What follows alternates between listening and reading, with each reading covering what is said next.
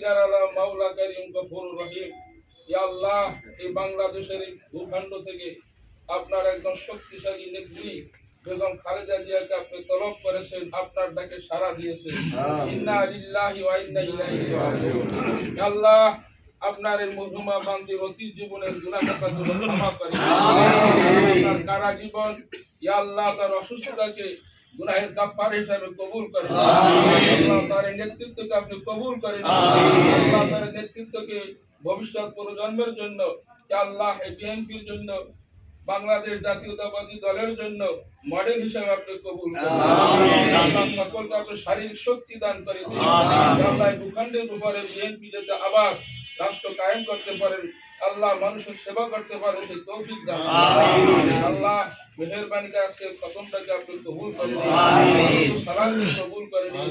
আল্লাহ, সমুদয় হাদিয়া আপনার দোস্ত হাবিবে পাক সাল্লাল্লাহু আলাইহি সাল্লামের রওজা মুবারক এবং আমিন। আম্বিয়া আউলিয়া শুহাদা সালিহিন সিদ্দিকিন সাহাবা তাবিঈন ওলি আব্দাল গাউস কুতুব তামাম মুমিনিন মুমিনাত মুসলিমিন মুসলিমাতের রূপাকে বখশিশ। আমিন। ঢাকা শরীফ আশেপাশে সকল আউলিয়া কিরামের দরবারে বখশিশ। আমিন। আল্লাহ, বাগি জান্নাত দুর্গম দুরুস্তানের সকল কবরবাসীর রূপাকে বখশিশ। আমিন। রব্বুল ইজ্জত মরহুম প্রেসিডেন্ট জিয়াউর রহমান সাহেবের রূপাকে বখশিশ। আমিন।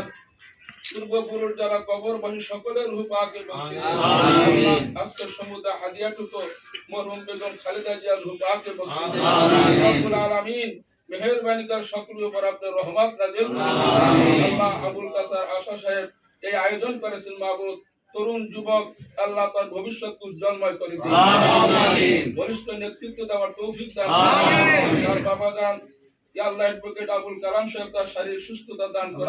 আমিন। আল্লাহ, আসন্ন নির্বাচনে তাকে জয়যুক্ত হওয়ার তৌফিক দান করুন। আমিন। রব্বানা তাকাব্বাল মিন্না ইন্নাকা আনতাস সামিউল আলিম وتب علينا إنك أنت التواب الرحيم بحق لا إله إلا الله محمد رسول الله.